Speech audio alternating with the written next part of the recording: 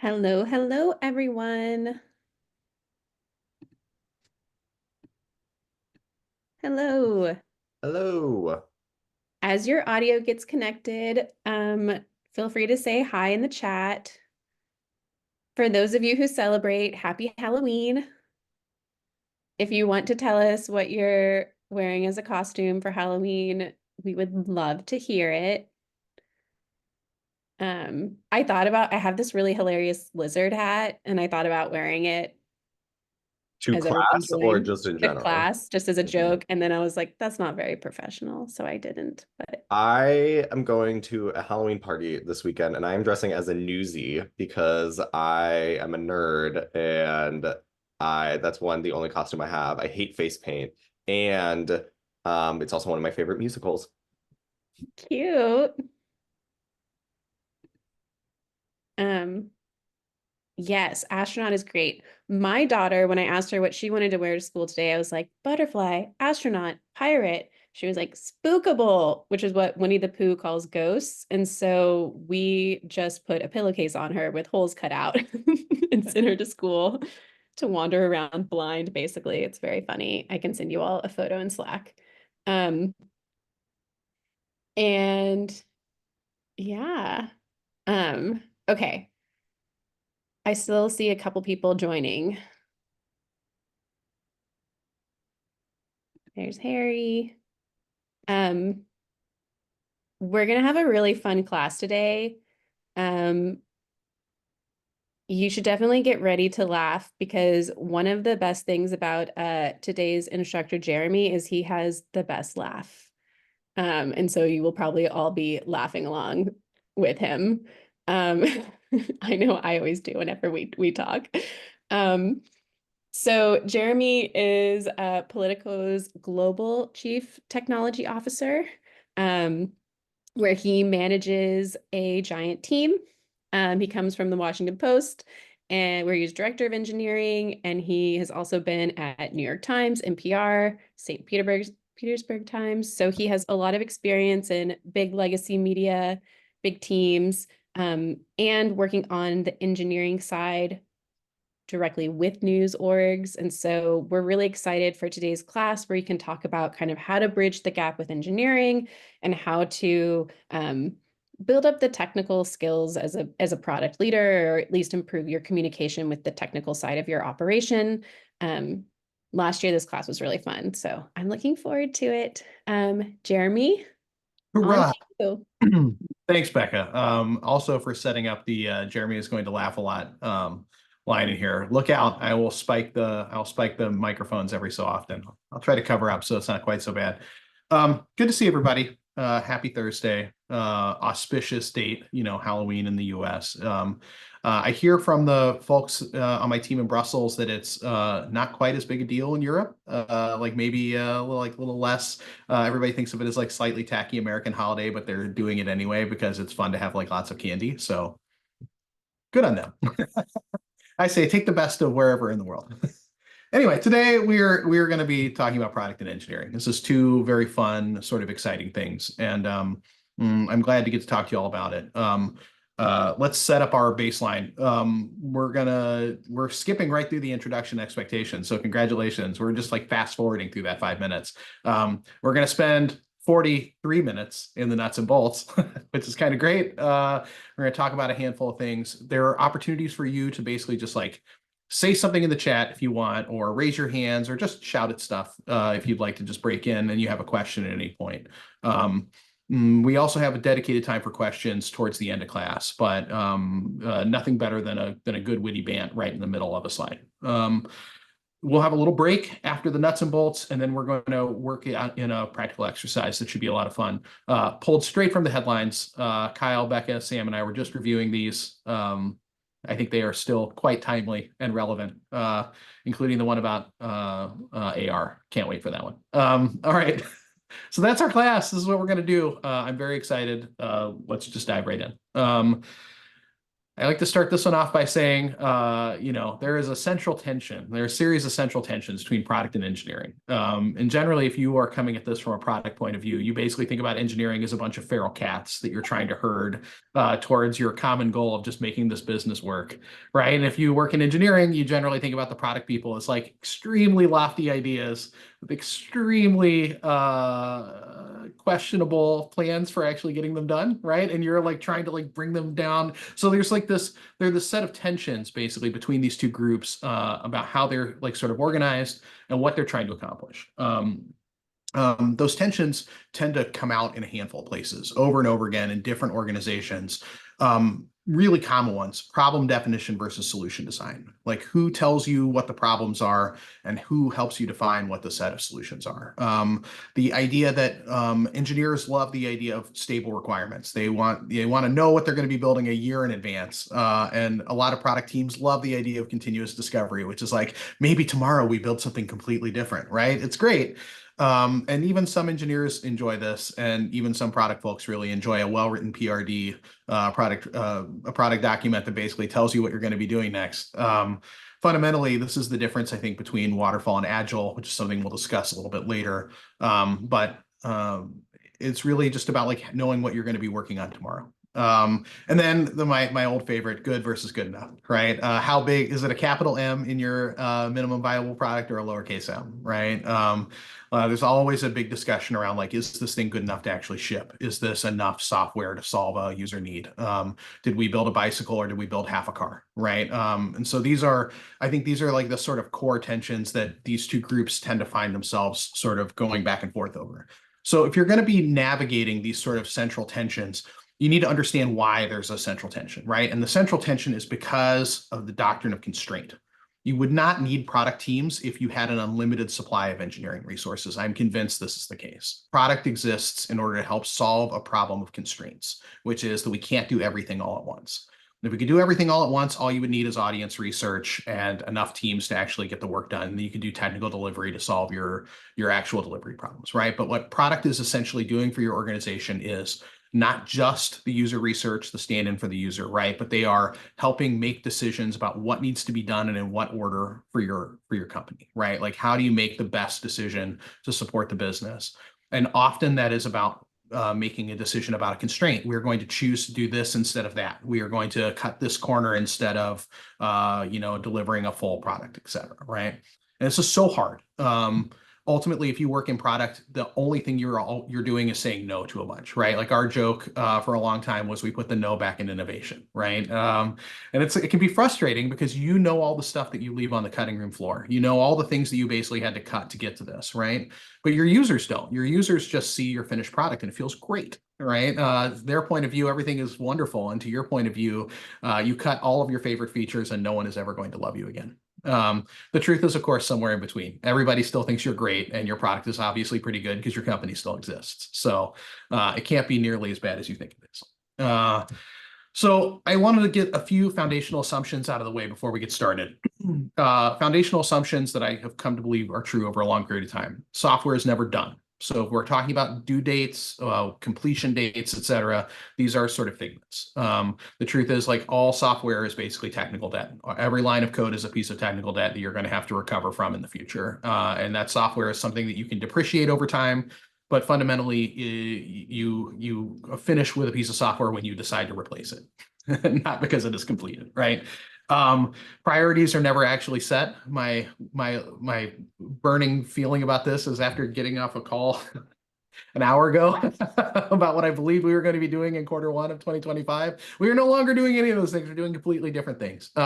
So you can say that there are priorities as of today, but the organization's actual needs change with the winds, right? And you have to remember that you have a map and territory problem, right? Like, the map is not the territory fundamentally, and your business's goals and your roadmaps are two distinct things. You're trying to abstract away and make sense of something that is fundamentally unsensible, right? Which is our real world. And so it is okay for you to have a roadmap. It is okay for you to assert that you have an understanding of the world that is real and unchanging. But the truth is, every so often you will have to take an update to that. My favorite one here, engineers are never actually at capacity. There's always a little more engineering when no one's looking. At Politico, we explicitly budget only 75% of our engineering time in any given sprint, because we know that there is stuff to get done that isn't going to ever show up as a ticket. We need to update from Vue 2 to Vue 3. We have a Spring Boot upgrade that everybody's been talking about that we need to do. We just got a call that the state of Utah is implementing a new privacy regulation that we need to update our site for, et cetera, right? So there's an infinite number of these like unknown amount of work that you'll need to do in a sprint. Your organization will almost certainly pick some other number. But I will tell you this, if you budget 100% of your engineering time to work on product organization things, you will be frustrated and unhappy because you will not get 100% of that time. You're going to get some fraction of it. And the real question is just like, what fraction do you want to go ahead and account for? Second to last here, teams are the atomic unit of work. A lot of budgets think about individual engineers. You're probably used to thinking about, individual human beings as your point of contact or whatever. But when it comes to engineering, I honestly believe that teams are the atomic unit of work. And the reason why I believe this is people need to go on vacation. Every single point of failure in your organization is just more organizational debt that you're accruing.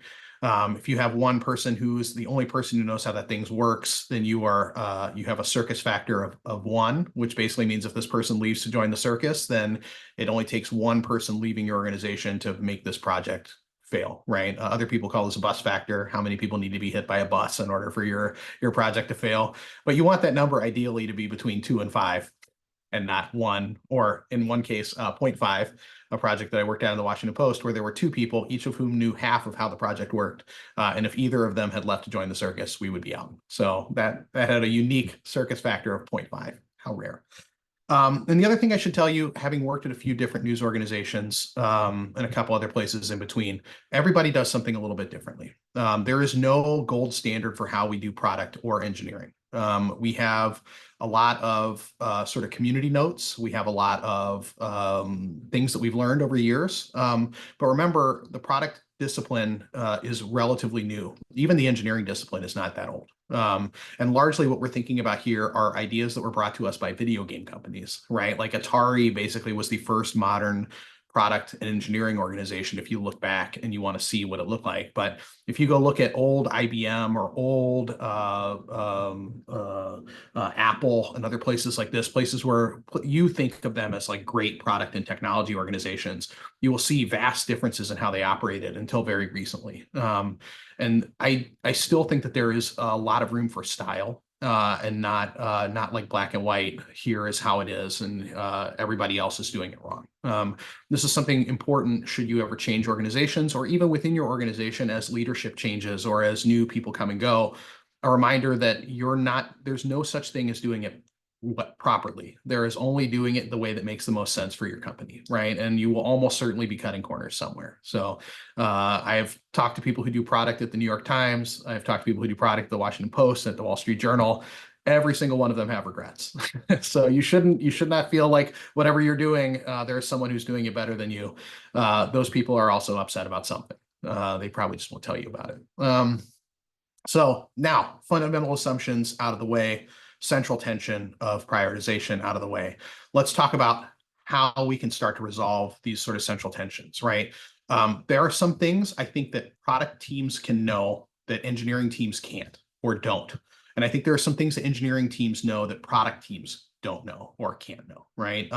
So this is fundamentally the most interesting thing for me, because as an engineering leader, I often look to our product leadership to help me answer a series of questions, and vice versa. Our product leaders are often coming to me about various things, right? And the terrain basically looks like this. Product has to be ultimately responsible in your organization for 2 things: prioritization and doneness, right? Prioritization is basically, what order should we work on this set of things in? It doesn't sound like a very complicated thing, but if you take it all the way up to the top level, it's basically asking you, who is your company, right? This is a giant mirror that you're looking at. And ultimately, that's one of the reasons why the product is a difficult job, because you are essentially tasked with answering the question, who is this company and what does it need in the world, right? Like it's a huge, fundamental, very difficult question. And so prioritization basically requires you to know this. And you can reach a local optimization on your roadmap, right? Where it's like, well, this is what makes the most sense for this team, but does it make the most sense for the company as a whole? Maybe not, right? And so you end up having these discussions at multiple layers, right? Like each product manager is essentially looking at their own roadmap. Then you take it all the way back, and somebody's like, well, why do we even have a team working on that? We should take all those people and make them come over here and work on something else. And that's when you think to yourself, I should quit my job and go work for a farm, right? You would be wrong. Farmers, every farmer that I know would rather be doing something other than farming. I come from a long line of people who did beet farming, and every single one of them left to join the railroad. And the people who left to join the railroad left to join the army, and the people who left to join the army eventually got jobs working at businesses. So, yeah, I promise nobody wants to go back and make beets. But it can be, you can live in like this like land of frustration, right? But like ultimately, what you don't want is, say, your engineering team telling you what order to build things in, right? Like your engineering team will have a lot of insight and input here, but fundamentally, the product organization's role is to make the decision. This is what the company needs, right? Product lives at the intersection of user need and business opportunity. Like that is the fundamental terrain for this role. And without that business opportunity and user need, you can't make an understanding of like what we need to do and in what order. So if priority is thing number one, then doneness is thing number two. This also sounds very simple, but let's be clear, there's a lot behind this. Essentially the question of when to ship. So your engineering team, if you give them a list of things to do and in what order to do it in, they will just work literally forever. One of my favorite things my current, now former boss, Mark DeCon here at Politico often says is there's no such thing as an engineering team that sits on its hands, right? They're always doing something. They're going to be updating your Kubernetes clusters if you don't give them actual work to do. 10 years from now, they will have written domain-specific language just for updating the configuration files on some obscure server that you've never heard of. Like, it's not like they're going to go home and play video games. They will literally write software all day long forever. The real question is never, will they do the work? Will they deliver? It's, will they work on things that are important for the business, right? And so that's why the prioritization is a big deal. The doneness ends up being a big deal because you need to know when to press the button to put it out in front of readers, in front of users. You can only learn so much from having internal projects running. The best way to learn anything is to get it in front of a person as soon as possible and hear them talk about whether or not it solves their problems, right? Most of the engineering teams I work with would rather launch today than tomorrow. Though there are some groups that are a little more would rather take an extra week and really firm that thing up. But usually the trade-off here that I see is product teams having a larger version of that MVP and engineering teams wanting a smaller version. That tends to be the most common sort of struggle. When you're looking at doneness, one of the things I find is a helpful exercise is to look at a synthetic versus an authentic deadline. Example, you're working on something for election night or for Olympics, right? That's an authentic deadline. You don't control that one. The Olympics are happening whether or not your homepage widget is completed, right? The election is definitely happening whether or not your live blog is ready to go. So you don't have any control over that. And there are authentic deadlines that are other things too. A marketing campaign is already purchased and they're going to put it on the end, on buses in Sacramento in the next week. So you have to launch, right? There has to be a page there because there's a URL that's going to be on the side of those buses that will not resolve if your work is not completed. So that is a great example of an authentic deadline. Synthetic deadline is anything where you picked it. You picked the date and you said, I would like to launch this by the end of the third quarter.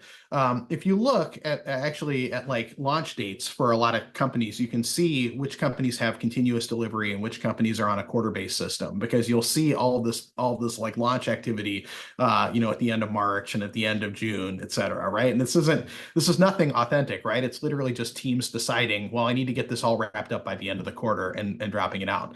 Do you really think there's a big difference between a project that you launch on Friday before the end of the quarter and Monday at the beginning of the next quarter? Of course not. It's ludicrous. It's the same problem as like, does it really matter if your story was written on January 2nd or on December 28th? Well, it does if you are a Pulitzer judge, right? But it doesn't really matter to like a reader, right? Like those two things I feel like are basically irrelevant.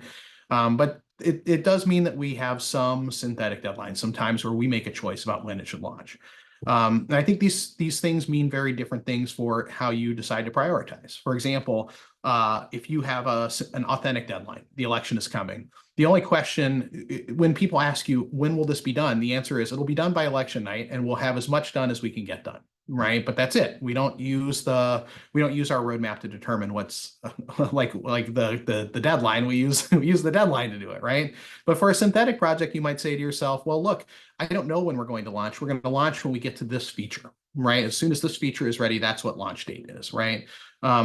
Critically, both of these things I think are aces when it comes to having to estimate time, because neither of them really require you to make a strong estimation. You can just say, we'll launch when it's ready. I love that. And ultimately, that's the question. Do we even need a deadline? Your sales teams probably want one, so you should probably give them one. But you should know that all the time we have problems where we think we're going to launch something and then we can't. We can't because there was a pandemic that we didn't plan for, or we can't because all of a sudden something else is a more interesting story, like Russia invades Ukraine or something, right? There are a million things like this that basically prevent us from doing launches that we want to do. And you work in news, which unlike say banking or healthcare, has like this great component of like crazy things happen in the world and that ruins everything that you were planning to do for the next quarter. So go ahead and give up that you're going to have control over this. Remember, you could always move on to that job on the farm. The last thing I think that I want to make sure to talk about is acceptance criteria. These are essentially the things that say, here is how I will tell you when I know this thing is done and ready to ship. Product folks tend to dislike this because it looks like boilerplate work. Engineering teams love acceptance criteria because it helps them feel confident that the thing that they're shipping is the right thing and the thing that everybody wanted. In the end, my general feeling about this when it comes to doneness is that's the best way for a product team to tell an engineering team, here is how we know when you're finished, and you can move on to the next thing. So keep that in mind as you are doing your work. These are the things that product can know: prioritization and doneness. Is there anything even left for engineering? Yes, there are two things that are very important. Again, these are fundamental problems. The cost of work. If you are working in product, you are often probably flummoxed by how expensive something is to build, or sometimes you're shocked by how cheap it is. And you're like, why does that take only a week and a half of like a junior engineer? And why does this other thing take 3/4 of work by like a principal architect, right? And it's like, you have to trust the engineering teams when they tell you that it's going to cost this much, right? A lot of teams will go through these complex sizing exercises and they'll come out of it with story points. It costs 37 story points, or it's going to be an extra large or something like that, right? I mean, all of these are just shortcuts to something similar, which is like trying to estimate for you the cost of doing this work. Standard sort of feeling is if you work in product, you would like everything to cost less. And if you work in engineering, you'd like everything to cost more. So a reminder that your estimates will almost always be the wrong ones because the engineers are the ones who end up having to actually build all of this stuff. And so you need to trust them if they tell you it's going to take X many months. This is where you want to have a good relationship with an engineering lead or an engineering manager who you're working with. The very best engineering managers are obviously trying to build in at least a little bit of padding, but having a good relationship, this is one of those places where you can have a discussion and you can be frank with somebody and you can say, look, is this really hard, or are you just concerned? Is there a lot of unknowns, right? Because unknowns tend to make things take even longer to build. The other thing that tends to be an engineering, only engineering can know is what shape teams ought to be in. Remember I said earlier that teams are sort of the atomic unit of interaction with an engineering staff. In engineering, it's such a team-based culture. Most of the time, they like to build their own agreements for how the team is going to work. They're going to say, we've decided that we're going to have a front-end guild and a back-end guild, right? That'll handle these like sort of different assignments. We're going to do some cross-training this quarter, which means that all of your stuff is going to take an extra week, right? That's frustrating if you're a product owner. You're like, why do I have to pay the penalty for you teaching a whole bunch of people about how React works, right? And the answer is because that way someone can take a vacation later, right? Or that way your teams are a little less fragile if somebody leaves, or if you need to call somebody in to work on a different project. I should point out the technical debt usually falls in here too. A good engineering manager is constantly trying to get a little bit of technical debt taken care of in every sprint or in every unit of work. And usually these are things that will not make sense to you. And you typically don't want to put them in your roadmap. But you should know that they're things that are going to be happening. And typically the shape of your teams helps guarantee that you have a little bit of room to do this. E.g., if I only have one front-end engineer, I'm not going to be doing a lot of technical debt on the front end this month. Right. So these are the things that only engineers really tend to know: cost of work, shape of teams. So there's a bunch of things left that all of us have to figure out together, right?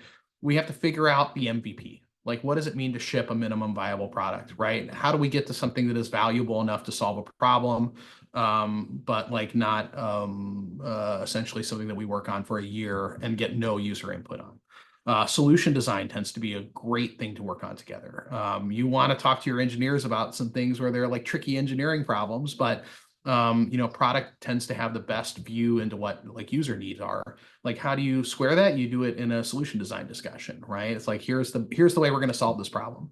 I should point out many of the best product and engineering interactions that I see in any given quarter are someone in product has an idea about how to do something, and an engineer comes to them and says, hey, if you're willing to give up this little piece at the edge, we can do it in half the time, right? Like, those are great discussions to have, and typically only happen if you're actually doing a back and forth and not just exchanging written documents, remember, there are human beings involved here, and having those discussions are great. Oh God, time estimation. This is a great one. When are we going to finish this project, right? We need to let the sales folks know. Product tends to have the best interactions with the business, but engineers will save your skin by telling you not to pick a date. Don't deploy on a Friday. Let me just put that one out there for you. Little things like that. These last handful of things: feature requirements, dependencies, technical delivery. These are the kinds of things that are like the process of product rather than the strategy, right? Like, these are the tactical elements of like getting something released, getting a project done. Dependency management is one of my favorites. At the Post, the engineering teams were large enough that they basically contained all of their own dependencies. So if you wanted to do platform work, you basically had a platform engineer who worked in your engineering team along with your front end and your back end folks. At Politico, we have a small set of platform teams that basically handle all of the platform's work for everybody, because we're just like a slightly smaller organization. But like, it's really easy in any given quarter to accidentally overload one of the platform teams, because every single other product engineering team is like, and I need one half of one of the platform teams. I'm like, we've only got two, and there are 8 of y'all, and there are 2 platform teams. You can't give everybody half, right? And so managing that sort of overlap and dependency, this will happen in other places. The bottleneck will be design. The bottleneck might be front end work, etc. Right? But keep an eye out for those hidden bottlenecks and make sure that your planning process includes those, because you will run into them in one quarter. You will be very upset because you will schedule 200% of some team's time, and you will hate your life for it. And then my favorite at the very bottom there, technical delivery. Like, how do we actually produce working code? Do we deploy on Fridays? Do we have 2-week sprints? Do we have 1-week sprints? Do we have continuous delivery where anyone can deliver at any time because we have such great tests? Oh Lord, let me work in one of these organizations someday. I bet their number of engineers has a comma in it. What a joy. But yeah, I mean, like, there are all kinds of different ways that you can choose to actually deliver finished code. And I will tell you, none of them are the right ones. Like, they're all bad. The people I know who work on continuous delivery hate it, right? Because they're basically like, at what point, there's like 4 a.m., some intern pushed out a pile of code to production that passed all the tests but broke a handful of things we hadn't written tests for yet, right? Or even worse, we had some initiative that basically we weren't expecting to launch until next Monday, actually launched this Thursday, and everything is on fire, and we're trying to figure out why there's so much traffic to the website, right? It's like, so having some coordination is actually really useful. But then it can also like slow your teams down. If you only deploy once a month, imagine all those people who have something ready to go and they have to wait, 28 more days to get their stuff in the wild. Like, that's terrible, right? You could be learning from users that whole rest of the time. So there's a real balance to set here, and I think it is basically a product and an engineering thing that you do together. All right, we've just done an awful lot of work back to back to back to back. I want to take a minute here. Anybody see anything that like sticks out to them? Otherwise, we're going to dive in on what does the actual interaction between product and engineering look like. Going once. Going twice. All right, we're going on the flowcharts. So the tactics of interacting between product and engineering, like literally, how do you do it though, right? And like, what are the things that you're interacting on? And I want to bring you the product versus project continuum. This is like this two-dimensional line that on the very far side, the far right side over there has things like values, product pillars. Who are we as a company? What are we building and why, right? Like these are unobjectionably product questions. And basically no organization on earth will you see these things being determined anywhere other but in product or maybe in the business, right? And on the far side, you have things like visual QA and release management and universal acceptance testing. Like, oh yeah, that's a project management role, right? It's like everybody down there is doing technical delivery, right? But in the middle is like a pile of stuff. It's like who handles things like sprint planning? Who writes your user stories? Like where do your tickets come from, right? Like who runs the quarterly planning process? Like all of this is basically a style concern and it's totally different. I love release days. Like this is great. Uh Hang on, I'm gonna go back because I want to talk about this for a second. Max, thank you for that question.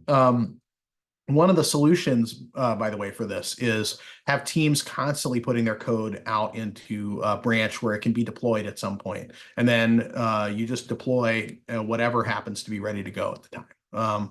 This is lovely. This is actually what we do at Politico. We have we push every 2 weeks to every project. And if we have updates in those projects, they go, but we have enough testing that we feel confident that the state of those things will work fine. It's pushed to 2 different QA environments before it goes to production, which is like lovely.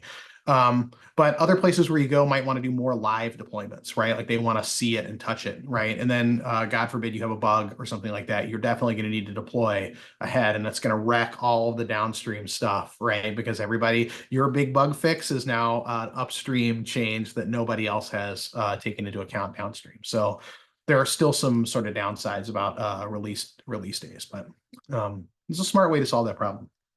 All right, back to our continuum. So depending on where you work, different parts of this continuum will be owned by different parts of your staff. And it can really tell you a little bit about your company to see sort of how this is set up. When I showed up at Politico the first day, I was like, all right, let's walk through all these things. Somebody tell me who does this. It was great. I learned a whole bunch of stuff. And I'm so glad that I did not just make assumptions about what it was going to be like, because it was very different.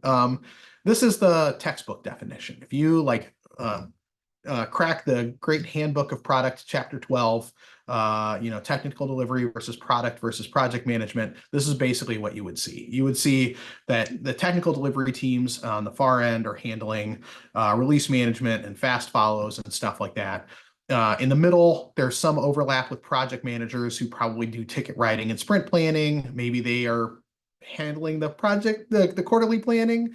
Maybe they're helping with backlogs, right? And then on the product side, this is where you're going to see like things like user stories show up really, really frequently. You'll see like epic planning and stuff like that, right? But like competitor analysis almost never shows up in project management, right? Where quarterly planning might equally show up in project or product, depending on how your organization works. Or things like writing tickets might show up over in technical delivery, which might be an engineering manager, or it might show up in project management, or honestly, it might show up in product. I mean, here, let me show you. This is the Politico version, right? The Politico version of the continuum looks like this. Our engineering leads don't do any of this work. It is an interaction between project managers and product owners, right? So product owners tend to own things like user stories and epic planning, right? So they'll have like a huge epic that they will drop, which has some acceptance criteria, but they may not write all the tickets for that, right? Like that might be written by a project manager, or depending on the product owner, they might write a whole bunch of tickets for the epic that they just dropped, right? Also things like quarterly planning is like a great back and forth on from project managers and product owners, right? Product owners basically are in charge of like what work is coming. Project managers are trying to figure out, is this more work than we can do in a quarter, right? And like trying to get as much work out of the quarter as they can. They're trying to maintain scope, right? And then all the way down at the end, you've got your like sort of testing and release work that at Politico that tends to be done by project managers, and very little by, say, engineering managers. But compare this, here's the Politico version, compare this with the Washington Post, right? The Washington Post, engineering handled almost all of technical delivery. It's the Post is actually my favorite example of, if you have a hammer, everything is a nail. The Washington Post was littered with engineers. We had engineers everywhere. You would like, open a door and there would be like 3 engineers standing around. You'd be like, well, where did these engineers come from? Who do you even work for? And then they would scatter before the light. It was great. But generally, the things that you would have maybe a project manager you would do at the Washington Post, it would be an engineering lead who would do it, right? Or if you had things that even product owners would do, you'd have engineering leads doing it, right? I worked with the elections team at the Post. The elections team didn't even have a product owner. Like the engineers literally ran product for those election teams, and it was wonderful and wild in just the way that you would think, but they were doing a lot of product behaviors, right? They were doing a lot of user experience mapping. They were coming up with competitor analysis. They were doing things like market fit and like backlog maintenance, right? All the things that you would expect a product owner to do, the engineering teams were doing. This would be more like what the core engineering teams were working on, right? With the ones that tend to have their own product folks. And so you can see a lot of this really just depends on where you work and the style of that place. And there is no, I said this at the very beginning, and I still believe it's the case. I don't know that there is a right or a wrong way to do this. Some places don't even have project management. They call it technical delivery, right? Some places don't have technical delivery at all. They just use engineering leads to do it. Some places, the product owners are handling just things like competitor analysis, right? And you have an entire subgroup of like technical, what they call technical program managers that handle things like putting together a sprint, right? And so all this will just depend on your company. When you decide to start implementing this yourself, or if you're like working with other folks, just start asking questions like who runs the planning process? Where do epics come from? Who writes a ticket, right? What does a ticket look like when it's good, right? What does a ticket look like when it's bad? This will teach you a lot about your organization and how it actually does software development. Like fundamentally, the smartest question that I think I asked when I was getting on board at Politico was, walk me through an idea from inception to delivery, right? Like who touches it, right? And when does it become a ticket? When does it become working code? When does it go to a QA environment or a staging environment? When does it go to production, right? It was great. And it basically takes you down through the entire like life cycle of a piece of software, which is all you're really trying to figure out anyway. All right. So that's our product project continuum. The last thing I think we really need to talk about is how the nuts and bolts of prioritization works. How do you pick what to do, right? Like this is very hard. And if you work in product, you end up with some like really interesting sort of edge and corner cases you're trying to work with. But generally speaking, we're looking at like a weight versus value analysis, right? I'd like to point out that I'm a little sassy about this, but the truth is like you can put almost any of the work that you do into one of these quadrants, right? The heavy lift, high value stuff is the stuff that most organizations are struggling to do today, right? It is the important work that is the live blog that you need. It is the elections pages that you want. It is the article redesign that everyone's been talking about. It's hard work, but it's going to be really important. It has a ton of ROI for the company, right? Every so often you will accidentally bump into something that costs you basically nothing to do, but is impossibly helpful. You should just do that. It is so rare. You should knock those projects out whenever you get them. The cousin of that project is the surprisingly dangerous low value light lift. It basically contributes very little to the company, but also costs you nothing to do. I like to call these make work. We've started kicking these out of our sprints in order to focus on more tough but impactful things. Our general feeling is that impact is the hardest thing to control, not cost. And then there's the we're all getting fired quadrant. Generally just recommend that we stay out of that one. We talked about this a little bit. Heavy and valuable stuff is, I think, the single hardest thing to get in your roadmaps because they're so big. And generally, it looks like you're only going to be able to do 1 or 2 of these in any given quarter. I still think that these should be the vast majority of the work that you're doing, unless you run into a few hot air balloons that you would like to add in there. But again, these are very rare, and they're usually confused with the paper bags. You want to stay away from this work whenever you can. And then this one, we just don't do at all. Surprisingly, you will have people who want to do this because it will look like something that is important, right? Because it has all the trappings of something important. We need to change out our content management system. We need to change out our email platform or whatever, right? The real question is ultimately how much value does this provide to the company? Like, where is the value and what is the value? And people will have a really hard time answering that question in an Anvil scenario. They will often have like a cumbersome ROI argument, or they will have some argument about efficiency, right? Like in the end, efficiency doesn't pay the bills. like money does. My old boss at Politico, Mark DeCon, used to say, cash is fact, right? And that's a great thing to put on a t-shirt and wear it around. The second thing you can wear on a t-shirt says EBITDA, which is more fun if you're a publicly owned company. But yeah, definitely make sure that you're having conversations about how this makes the company money, because the difference between, say, something that is a low value and a heavy lift and something that's a high value and a heavy lift is really just about what it's doing for the company. So we've talked a little bit about what your interactions with engineering ought to look like. We've talked about the sort of prioritization process. We've even talked about where on the continuum your product organization falls. Now, there are basically two big things left for us to talk about, and they are the sort of artifacts that are produced by teams that are working on software. Product teams produce some artifacts, and engineering teams produce artifacts. You'll note that I'm not going to really talk about code very much. One of the things I want to talk about are the other things that aren't working software. So in product, you tend to produce a PRD, right? A product requirements document. And what this is doing in different places is roughly the same thing, though it might be a very different format. Fundamentally, what you're trying to do is tell somebody, what does this thing need to do in order to count as a real project, right? In order to like solve a user need, in order to create value for the company, et cetera. And so some of the questions that you'll have to answer are like, what's required to make this thing work? Like, does it need to have a button? What happens if someone clicks the button, et cetera, right? You've got scope and constraints that are very important, right? And market fit. Oh my God, market fit is my favorite. There's no one else that has a button. Therefore, we need to have a button on ours. Or everyone has a button and ours needs a button. Scope and constraints are how big is the button? Should we use the standard button, or should somebody make a special one just for this project? The design, the UX, and the wireframes are someone whose job it is to draw the button. And then, usually that shows up in Figma or something like that. Or if you're very lucky, maybe there's some working code that has just like a little button tag. And then dependencies are basically like, what software libraries will we need to make a button render? Who do we need to check in with about whether or not we're using a button, right? Does finance have any feelings about whether or not the corners are rounded or not? Like you need to check in with a ton of different groups in your company, almost certainly.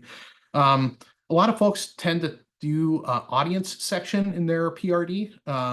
They either have a persona or they have some kind of user story that like walks through why it is you're doing this work. Remember, if you work in product, your job is to connect users with business, right? I have a business opportunity and I have a user need. Now get together, right? And so your way of doing this tends to be either via persona, which is like a stereotypical user of your product. Typically, those have great names. At Politico, they have like office names, right? Like I am a legislator, I am a librarian, et cetera, right? At the Post, they had actual names. Like I think we had one called Barbara. There was definitely a Kevin. I remember a Kevin. I don't remember what any of them did, the Barbaras and the Kevins, but people would have passionate arguments about whether or not, Barbara would enjoy the live blog, right? It's like, is this really Barbara friendly? Right. My God, you could have a field day on that one. But personas actually help us basically make sure that we're centering various segments of our audience when we're doing it, right? A user story is another way of doing this. It typically accounts for a handful of personas, right? Like at the Post, they might have said something like, Kevin's and Barbara's really want updated news as frequently as possible. And so that's why we're building a live blog, right? And it would like walk through the user journey. Kevin and Barbara come to the WashingtonPost.com right now, but they never see the thing that they want at the top of the page. And so, Kevin expects, fast news to be updated all the time. And Barbara is really looking for being caught up on what she was missing, et cetera, right? And so you have these sort of personas that stand in for like what people want as they're looking at your stuff. There are different formats that these tend to come in depending on the organization where you work. Politico is a deck culture, so everything we build is a deck. I'm trying to solve this. Actually, I've been passing around that Tufty PDF about like how the Challenger disaster was actually caused by PowerPoint. I'm not winning yet, but I did write a 6-pager yesterday and it was great. It felt wonderful. Different organizations that you work at might also prefer another version of this. The Post was a 6-pager. So you wrote 6 pages on like why you think this thing ought to be built. And you send the document out in advance, everybody reads it, and then the discussion is about the document rather than everybody like watching you flip through a PowerPoint and talk about it. And then there's also people who do like a 1-pager culture, right? Where it's like, this all needs to fit in a single page. Ultimately, I find all of these as basically like toss-ups. I've worked in all 3. They all have strengths and weaknesses. A 6-pager can be ridiculous for a relatively small feature. Like, are you kidding me? I have to write 6 pages on like why this button needs to be more blue. A 1-pager is absolutely gross. Oh, Heather, great question about did it start? The answer is it predated him, as did the work on AWS. It was one of the reasons why I think he felt comfortable essentially working with the Post, as he came there and saw a bunch of things that looked really familiar and was like, that's not so bad. Shailesh Prakash, who was the former CTO there, brought 6-pagers with him from Microsoft, where he was working on it, and from Sears. And so that was the culture I basically got working on. Oh yeah, your 10-page PRD. I'm gonna say there's no such thing as a document that's too long, but maybe 4 of those pages should be appendixes. I find actually you probably want a mixture of things, right? Like, executives are going to be you get 1 paragraph to convince me, right? Like Goalie, who is the CEO at Politico, I basically get 1 line in an email to convince her about something, right? And so I better have like a 1-liner ready to go. But similarly, there are other folks who really want to dig in, and so I need to have appendixes ready. And I should point out, you're going to want to have at least some kind of measurement and metric at the bottom. Here are the assumptions that we're making. Here are the goals that we're going to try to achieve, maybe some KPIs to hit. What are the open questions that we're not going to answer?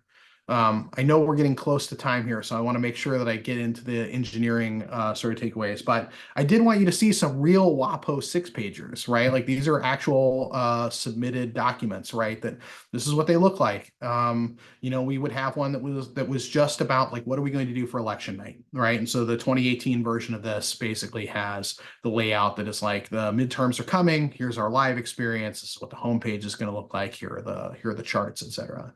All of these basically made the case for something, right? And you can see it's not like magic, right? A lot of them are pretty design friendly, right? So they want to show like a mock-up because that works great.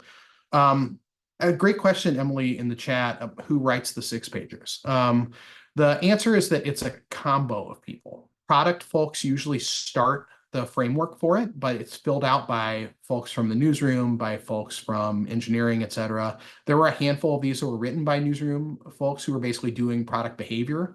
I ended up writing 3 of them while I was there, largely for projects that were pretty engineering focused. But in those, I was having to act like a product maker. I had to talk about audience. I had to talk about user need, etc. Right? And so the answer is, the person who writes it is the person who is thinking, who's doing the stand-in for the user, who has the user need in their mind, right? And that's the person who holds the pen, basically. I mean, at Politico, the same thing would be decks, basically, right? It's like somebody would put together a deck. Here's my proposal. And it's just like, it depends really on your organization, but you can see some of these are like tables, some of them are mock-ups, right? And that's depends on what you're trying to convince somebody of. Are you trying to convince somebody about a KPI, or are you trying to give them a vision of what the world looks like? You should always bring them the thing that is the most compelling. Sometimes it's data, sometimes it's a mock-up, The last thing that I think we should talk about before we jump into a little break is engineering artifacts, right? There's a ton of this that's going to come out depending on what team you work on. There are work artifacts like tickets and themes and epics. These tend to be more complex in places where you have Jira. It tends to be less complex in places where you're managing it all via email or a spreadsheet. Some teams will have things like charters, like a team charter or a team agreement about how we're going to work. Other people will have a code standard. Emily, another good question about like what constitutes an artifact. Basically anything that's written down and then that lives longer than the project does. Typically, I think about it as like a team agreement is almost always like written down and is stored in like Notion or in Confluence or sometimes even just emailed around as a PDF. But it's like, how does our team work? We will be on camera in meetings. We will not schedule any meetings between these hours on these days, et cetera. Right? These are just like, how does my team sort of operate? Code standards are great, for solving problems where engineers want to talk about the difference between camel case and snake case and various things, or like how do we have variable names? I like architectural decision records. These are great. It's like, we decided to do this thing. Here's why. In 10 years, we will all regret it. It's fantastic. And then, of course, you have code artifacts too, right? So you'll hear engineers talking about things like branches and pull requests. All of these are basically ways of keeping code sane and in a reasonable state over long periods of time and with different people trying to contribute on it over time as well. True story. The person who invented the Linux kernel is this guy named Linus Torvalds. And he basically invented two things in his life: the Linux kernel, which now runs basically every server and most of the other computers on our Earth, including this Macintosh that I'm currently working on. But then because it was so cumbersome and tiring for him to have to think about how to keep track of all the code that went into the Linux kernel, he also invented a piece of software called Git, which is used for version control. Talk about a good, two pieces of software back to back in your lifetime. I invented not only the most used core of an operating system, I also invented the way that everyone uses version control. It's like, I think you should just take the W and retire at that point, find an island in Fiji or something like that and just never do another line of work again. Anyhow, this is your engineering artifacts section. This will also vary wildly depending on where you work. Some teams try not to write any of this down. They want to be ephemeral. Other teams are going to have like razor sharp membership and charters, and the team is not going to want to talk to you until they've like written down what their purpose is. And it's like, that's fine. All of this basically will just depend on the organization where you work and how people want to do their business. And I will say, I've worked with teams that do team agreements and they love them. I've worked with teams that have no desire to talk about this sort of thing, and they also work fine. I think candidly, this is really just a point of style, and it's something for you to ask about in your organization and to talk to your like sort of engineering leadership about. It's like, how do we want to construct a team? All right, congratulations, we made it to break time. Everybody take a deep breath. I have no idea how far over time we went. So Sam, Becca, Kyle, I'm going to trust. You're right on time. Yes. You're We hit actually it. a little We bit did it, early people. because normally we take the break right at the hour point. So if anyone has I'm questions for so you, proud of us. go. We can have an extra minute and a half for questions if anybody wants that. We can also all stop and drink bubbly water. I mean, however you want to do it.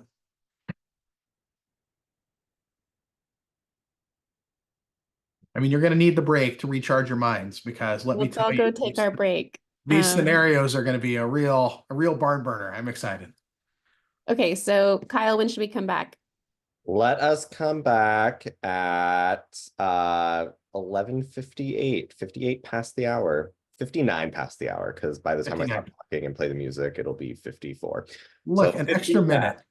minute. All right. See y'all 1 minute before the hour. All right. Welcome back, everybody. I'll pass it back to Jeremy. Hoorah. All right. It is time for us to begin the sort of exciting sessions to break out into. And here, let me make sure I can actually share my screen here for a second. And we'll see if that works. Oh, yeah, we may have to get like a host update. There you go. Sorry, I forgot to stop sharing my sound. It's all good. Here we go. That's what I get for giving up on the slide deck too early. All right. We're going to talk about our practical exercise now. So this is arguably my favorite part. We've been talking about ways for, product and engineering teams to work together, but ultimately all of that is nothing until you actually have the rubber hit the road and you have to work your way through a practical example. I picked 3 of these. They are ripped directly from the headlines. All 3 of them are exact with some like names and places removed to protect the innocent, scenarios that we worked through at Politico in the last year. And so if you have any doubt, you should look at this and be like, wow, everybody has problems, including but not limited to Politico. One joys. Here's what we're going to do. There's going to be 6 teams of you, roughly 5 each. You're going to be assigned a scenario to work through. There is going to be each of these scenarios basically has a gap in the product and engineering connection. Some of them have more than one gap. Some of them have several gaps. Some of them are going to seem impossible, but I have faith in your ability to negotiate a difficult situation. Generally, your team is going to get together. I would like for you to think a little bit about the scenario and identify the sort of flaws that you see and talk through like where you see the shortcomings, typically in communication, but also in places where like additional planning would have helped, et cetera, right? And then the hard part, you got to come up with your fix. How would you want to solve this using some of the sort of product and engineering constraints that we've talked about, and et cetera, right? So you're going to have an opportunity to sort of walk through these. Kyle, I think I can share my screen and I can just show, I can walk through each of these individually, or you can. We're going to break you up into the teams. You'll have 25 minutes to sort of read and do your evaluation. We'll have about 25 minutes for you to deliver. So each of you are going to have to come up and talk through what you think your solution looks like. And then we'll have a little bit of wrap up at the end. Jeremy, if you want to share your screen and walk through them quickly, I'll drop the link here in the chat so they can take a look at it too. Look at us. We're solving problems, doing things. All right, here. Let's find where I have hidden that document, and then we will do it. There we go. Okay, hold on. So we are going to share. I just dropped it here in the chat too as well. So you'll notice that there are 3 scenarios and 2 groups are you're going to work on the same scenario, and there's a section for you after each one where you will kind of put your notes and thoughts there too. So just make sure when you go to your breakout room after Jeremy walks us through this, that you pay attention to which group that you're in and you do your work there. Well done, Kyle. Well done. This is a well run. This is such a well run exercise. You should see the way I do this when I'm teaching the class. All right. So here are the scenarios. Let's walk through these. Scenario 1 is for groups 1 and 4. Your organization has been working for weeks on a live coverage tool, but of course it's going wrong. Your legal team calls and would like you to know that there has been a new privacy law that went into effect that is going to require you to do some work in order to solve it. The executive team is pushing on you. Your state house team is ready to roll, but you don't have a working project yet. How will you come up with a solution? Ooh, I'm excited to see what you have to do. All right, that's scenario 1. Scenario 1, privacy versus the live blog. Who will win? Question mark. Let's find out.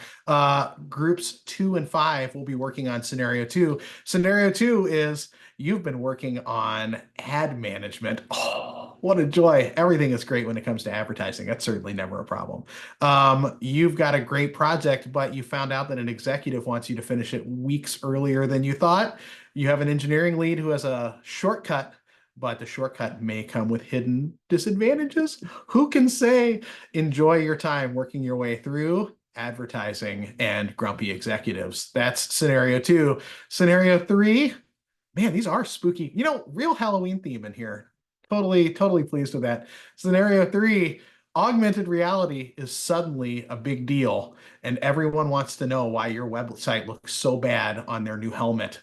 Your job is to come up with a way to sort of get this working while also maintaining all of the previous promises that you have been pushing into this quarter and all those sprints.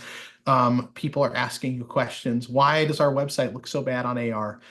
Your solution, should you choose to accept it, find a way to both get the new fancy technology at the periphery into your core business needs. Scenario 3 is AR versus the world. That's groups 3 and 6. Look at y'all. I'm very excited for all of these. Kyle, I'm sure there's a magic button that you can press that will bump everybody into their groups. Remember who you are. If you're groups 1 and 4, you're scenario 1, groups 2 and 5, scenario 2, groups 3 and 6, scenario 3.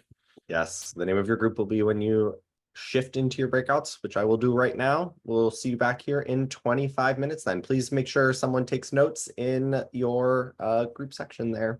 If you have any questions, we'll be back here. Good luck and Godspeed.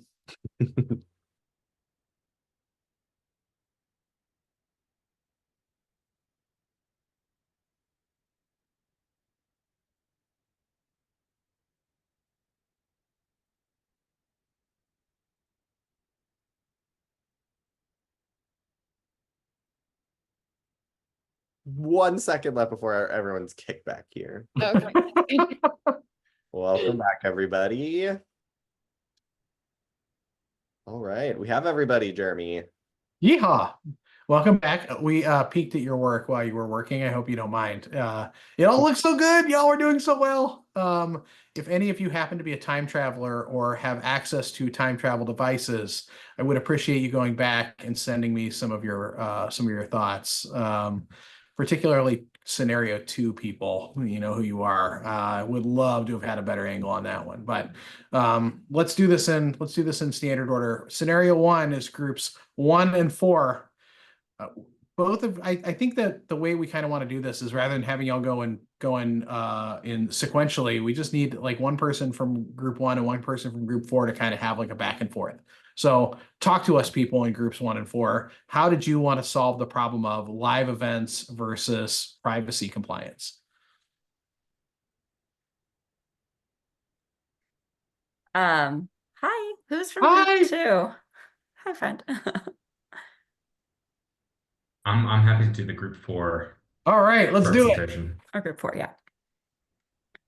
I will say I was peeking since our workspace is right next to each other. I think we're on the exact same line here. So Darla, we can just like nod in agreement on everything. But before we talk about any of this, I think we should fire our legal team. Is that an option? No comment. Yeah, we didn't go that far, but I'm like, it demonstrates massive communication and roadmap problems that like they didn't.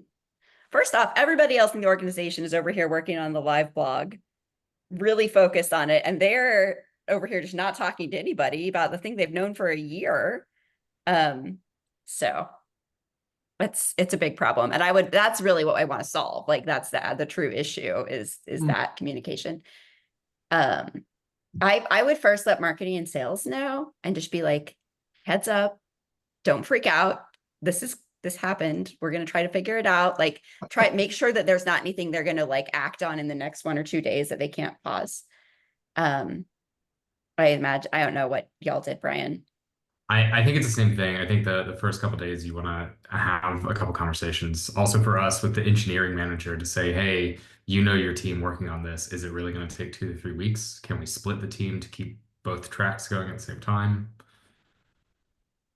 I would also see if like, okay, if legal had budget for an outside contractor to scope work that they didn't tell us about, like, can they help us hire someone to increase our capacity to get this done? I mean, I don't really trust them, but you know, maybe they could get somebody who would help. How would you have handled the live tool features, Brian?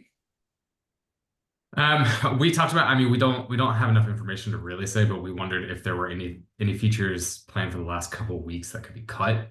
Were we already at MVP on this that we could like publish in some way to satisfy the ad campaign? But yeah, I think we had to make some assumptions on that one.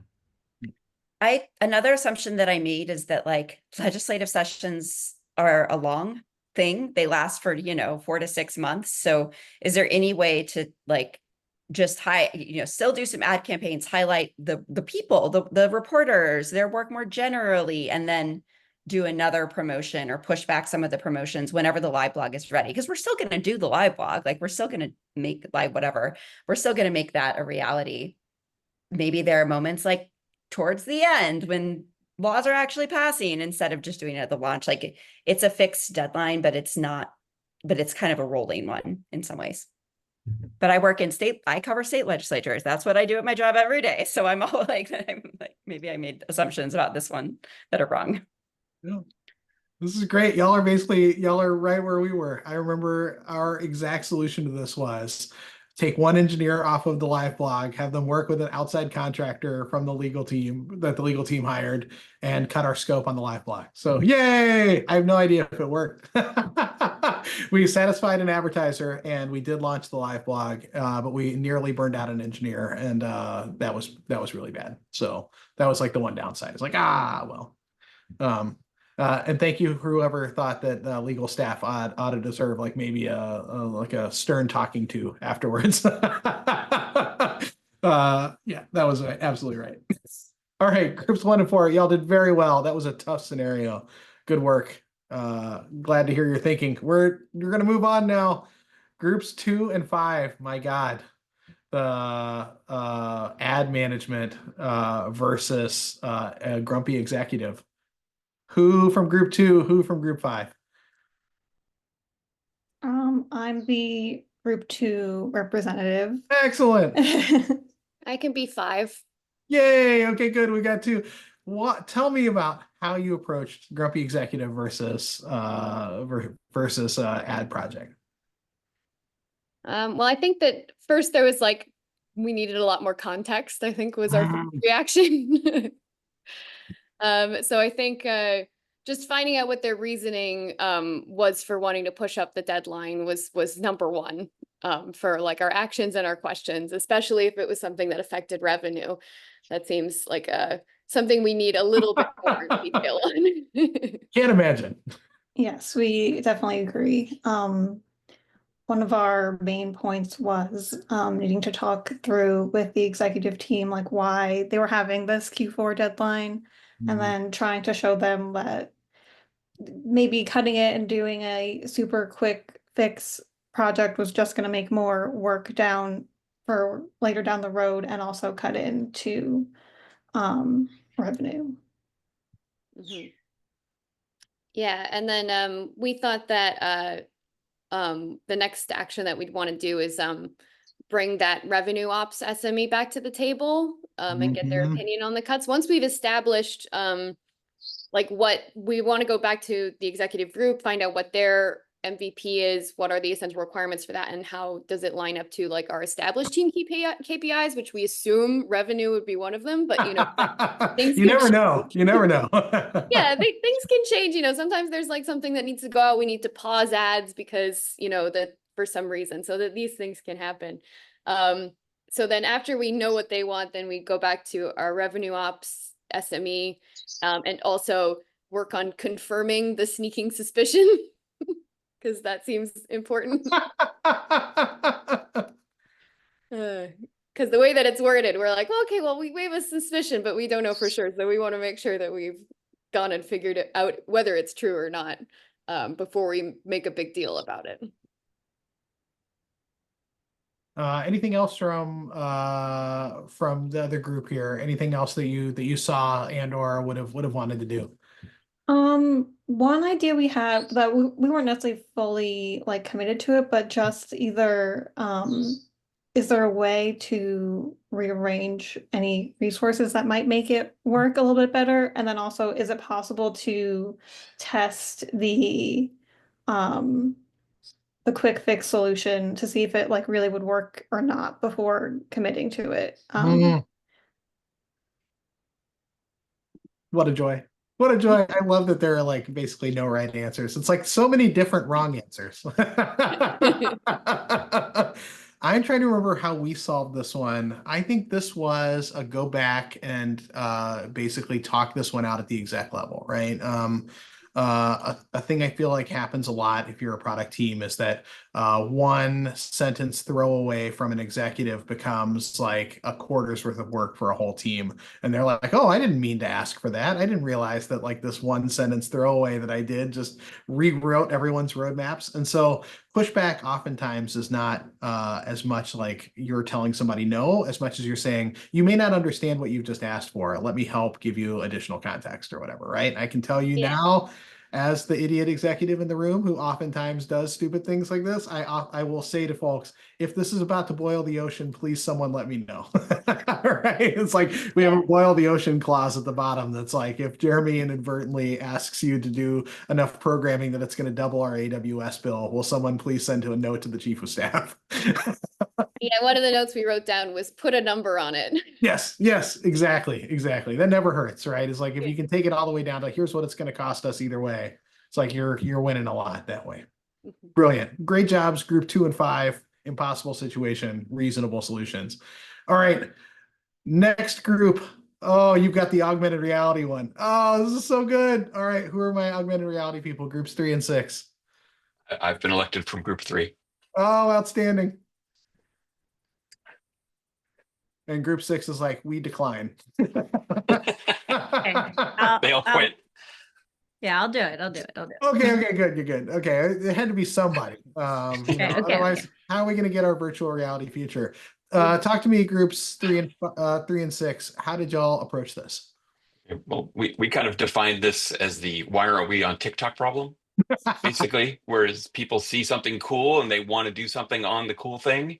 And we really thought there was not enough actual numbers involved in this. So we were like, you need to define what the benefit of it is, and what you're going to lose by deprioritizing the other things, and make sure all the stakeholders are up for that. Very similarly, right out the gate, we pretty much said, no, stop. Even no in innovation, like you said. It's a lovely, flashy thing, and it's spectacular. And I think what is really important to highlight here is that this is coming from a, probably a member, a few members of the executive team. This is coming top down. This is not a passion project. We have somebody who was an engineer who worked on a project, who has, built that working prototype. But this is a top-down ask because they saw something and they want something. And the first question out of my mouth goes, great, how are we going to pay for it? That is a lovely idea. And I think it's spectacular you'd like to do this. If you can give me X budget, pie in the sky number, then we are absolutely on board, because the constraints outweigh the positives right now. And I love the idea and I love the innovation. But let's also take into account the fact that we are not at a perfect inflection point with AR right now. The adoption rate is so low that even when we're listening to those loud users, we are not losing meaningful revenue by catering to their whims. So how do we make sure, and this was a great highlight by James, how do we make sure that we are Tim cooking this? We are not, we have lost the first to market position. So how do we make sure we're the best? It is eminently important that if we are going to put something out, it is not slipshod, let's just launch this, right? So let's take the time to meet the inflection point in 2 years from now and build something that at that point in time, with adoption levels, will be a more future perfect state of what we wish for. And find ways to pay for it. Please, integrated marketing, help me help you. God forbid we'd be able to pay for it. And also, we talked about some hidden costs in there. Like, there's no kind of indication.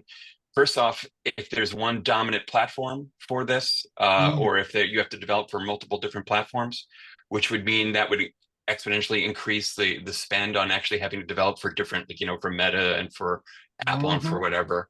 And the other thing is, where does the content for this come from? Just like in TikTok, like your editorial team, it's like, great, we should be on TikTok. We have all these, Reuters, we have all these news stories, we have all this video. Yeah, that video is not vertical. That video doesn't have captions on it. Like, who are you hiring to do that work? And is that a hiring, are they going to be in the union, not in the union? Stuff like that, like down to that. Like, where are they going to work? Because maybe this in a year you find out it's not worth it and you don't need those people anymore. How do you work that out? Yep, as real video vibes. Yeah. I also really similar to the AR discussions happening in a lot of newsrooms, right? I know in ours in particular, it's something that we know is a conversation that needs to be had, and we have to have that discussion in a meaningful way with people from working groups that touch the technology. AR, similarly, you need somebody in the room from engineering, from product. You also, as Ashley was really great about highlighting on our team, you have to have reader audience input. You need to say, okay, we're not doing this. However, why don't we pursue a smaller scale project where we can look at the actual reader impact of an AR project alongside a reader external survey? Let's get feedback from people who aren't the loudest in the room. Let's seek out those who quietly read and don't comment. Let's give this crowd something to appease them and see how they respond. Let's ask them how they felt about it. And let's also ask normal everyday users about their interest in this new technology, right? Because the people who are gonna read it will tell you, and the people who need to know more will tell you that. You do have to ask though, and that's imperative. Yep. Because then we take that back and we say, all right, leadership team, heard, here's the budget, here's the ask, here's what our audience actually told us and why we recommend pushing or moving this up. Yep. I love taking this into the realm of specifics, right? It's the easiest way to like to like fight wild executive overreach is to like talk to them about budgets, right? And talk to them about numbers. I will say there's one other piece in here that is really intriguing, right? Which is generally the cost of failure. Like how expensive is it to fail at your organization?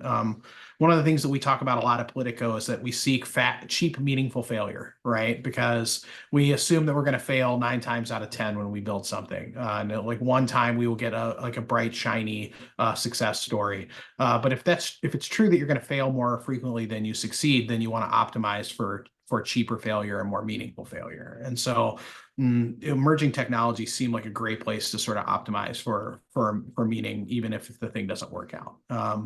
But I love the way that y'all both sort of took this into the realm of like get real specific and talk and have a good conversation with your leadership team, because candidly, sometimes they can see things you don't, right? Like the first person that was like, we should do shopping on cell phones, everybody thought that person was an idiot. And they were probably early. They were probably like a little early, to be perfectly honest. Like nobody wanted to do shopping on a Motorola Razr, but at some point, the tide sort of turned and that person became right. It doesn't do you any good to be first, Tim Cook style. Like the second mover advantage is a real thing. So this is great work. Look at y'all doing things, having scenarios, solving problems. Come back in time, help me out in the past. I miss all of this. Like a year and a half ago, I would have loved it. All right, I'm going to stop sharing for a minute. We're going to have time for questions and answers. Yes. So anybody have anything they want to talk about? We have like 15 minutes, so we got a hot minute. James. Yes, I might have a few questions because we're kind of in the process of reshaping how our product and engineering works, but I thought maybe I would start with a more simple one, which is you talked a bit, well, it seems simple. You talked a bit about the divisions of responsibilities between product and engineering and what they share. I wonder how you think about making build versus buy decisions, how to weigh different factors there and So make tricky. the right choice. So tricky. I mean, build versus buy takes so many different things into account, right? One of the things that we were learning, at Politico is I worked at the Washington Post before. The Washington Post will build anything. They would never rent a piece of software that they could build, right? We built ad tech. That was a terrible decision. Nobody should build ad tech, right? Like that's just like leave that to people who are better at it than you, right? But you go to a different company, and I come to Politico, and we have rented almost everything, right? Even things I would consider to be like sort of core conceits for the business, tend to be vendored out. And so I feel like this is another one of those things that's sort of a style concern, but ultimately it's driven by like interesting sort of financial picture, right? At Politico, one of the things we thought about a lot was the difference between operational costs and capital costs, right? For those of you who don't spend a lot of time thinking about finance, like I didn't for many years, if you are working on a piece of software that is durable, that is solving a problem for the business, and that has a distinct lifetime, you can treat it like a building or a car. You can depreciate it over time. And if you're a publicly traded company, you can remove this from your EBITDA, which is the sort of profit calculation that you do. And so it can make your company look abstractly more profitable than it really is, right? You can take all the engineering salaries out and move them down below the line. And you can say, hey, for everybody who touched this piece of software, all their salaries are coming out. And then look, we just subtracted $1.2 million from the bottom line for the end of the year. Good work, everybody. Now we all get a dividend or something. I don't actually know enough about software to know what the resulting outcome of this is, right? It's like, do we all get dividends? Does someone give us a jet? I don't know. So yeah, there we go. Next class is all about finance. Y'all can learn about why we capitalize things in a future class. But that was a great example about why you might want to build something, right? Because you're taking software engineering hours and product hours and you're turning them into an asset for the company, right? And an asset is something that you can depreciate over time. You can think about different financially. but it's also something you're going to have to maintain in the future and something that you will have to own, for some period of time. And that can be frustrating for a company that's not sure where it wants to be in 5 years, right? So you make very different decisions about this. In the end, the decision we tend to make at Politico is this a core competency for us, right? Publishing, core competency. It's probably something we're going to want to own, right? The means of production for us for getting out an email newsletter or a story, those are going to be pretty core. The other thing we think about is there a mature market for this? If there is, that's usually a pretty good sign that we ought to let somebody else handle it for us, right? If it's something that's fairly unique just to us, then we probably ought to build it. So we've been going back and forth. Politico, we built our own user auth and identity model. Probably not a good decision. There's a great market around storing passwords and usernames and things for people.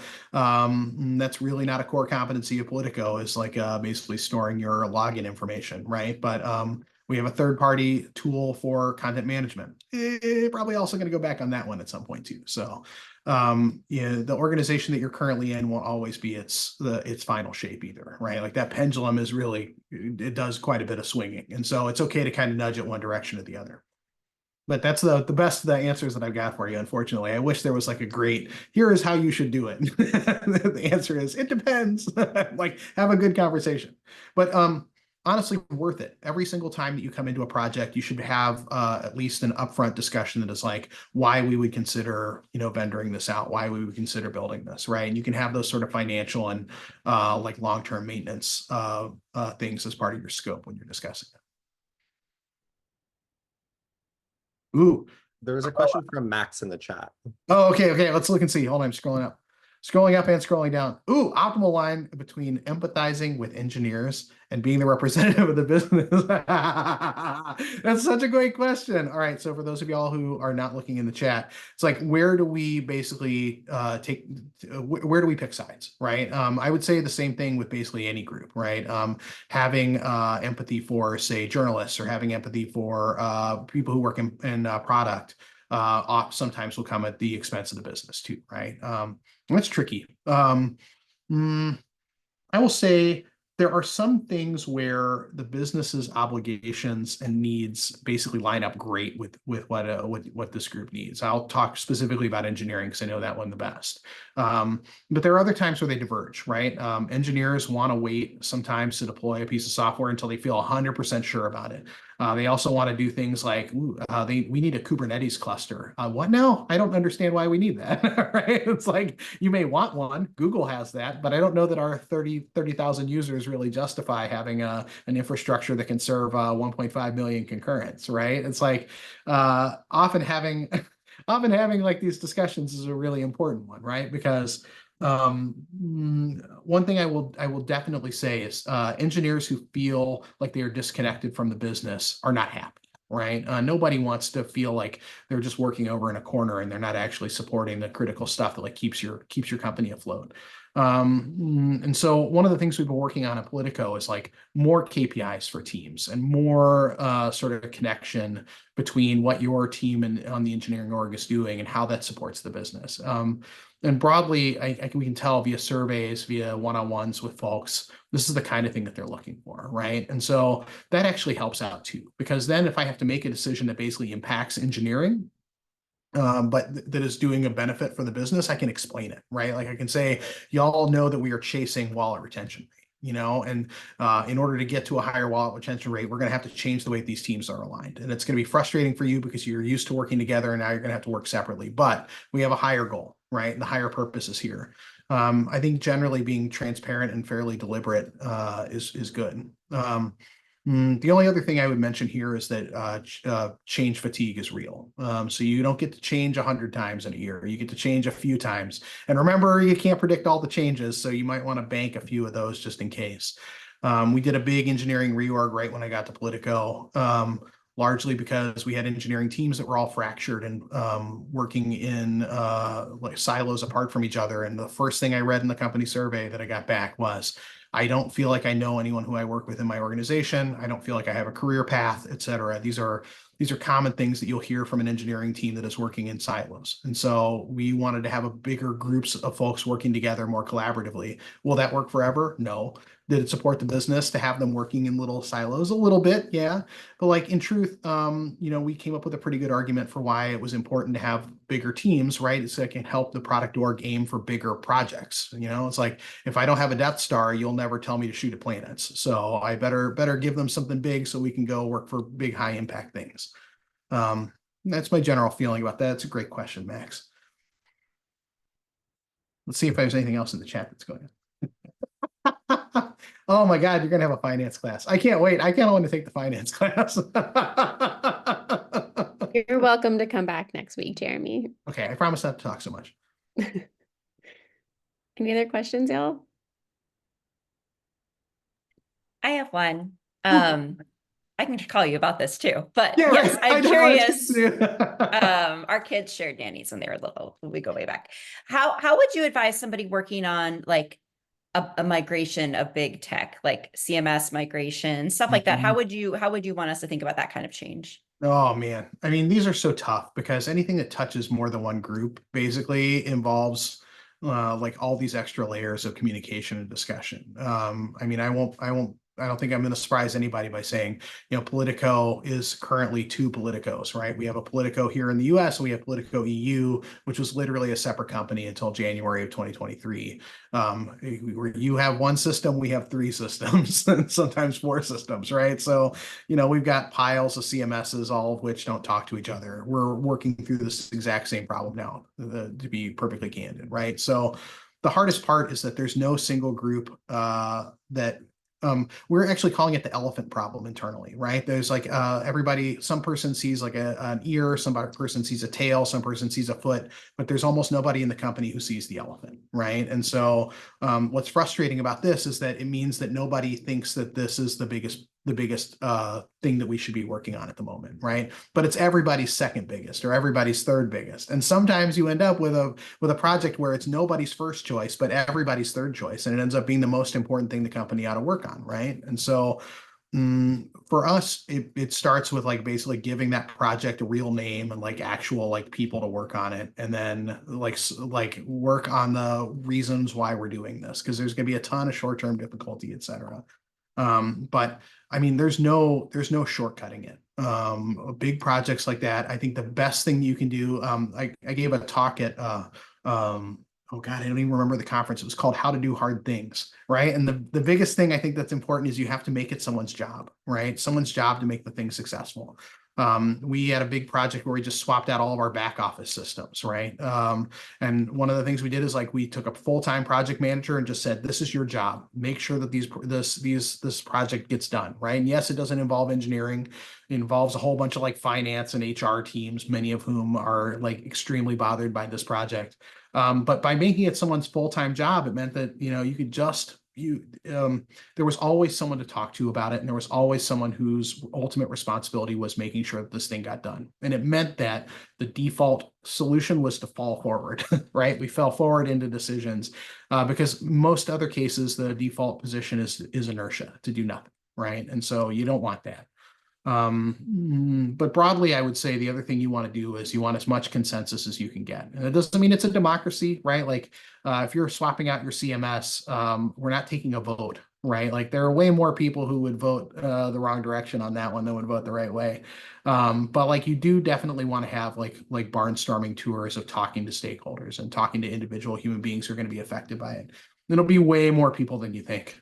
One of the things that we found out is that the content management system at Politico has a huge impact on our facilities department, believe it or not, because one of the weird modules inside the content management system was a planning module. That planning module is used by facilities to plan who's going to be at the door at various times of day to like pick up a package or to go do another thing, right? It's like, you can never estimate how people are going to use software once you put it in the wild. And that's one of the reasons why deploy is so important and why you have to learn lessons from actual users.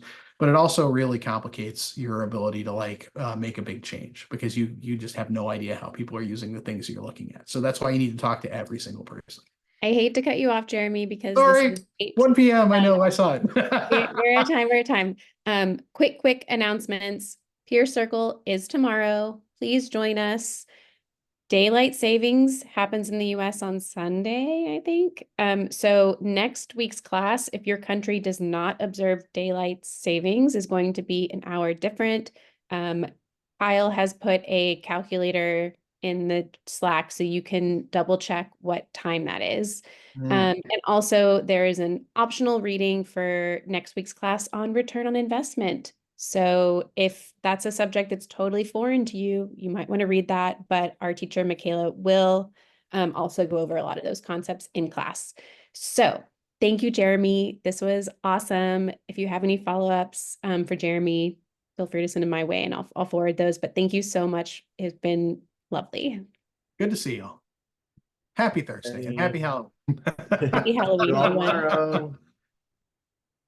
Bye. Bye.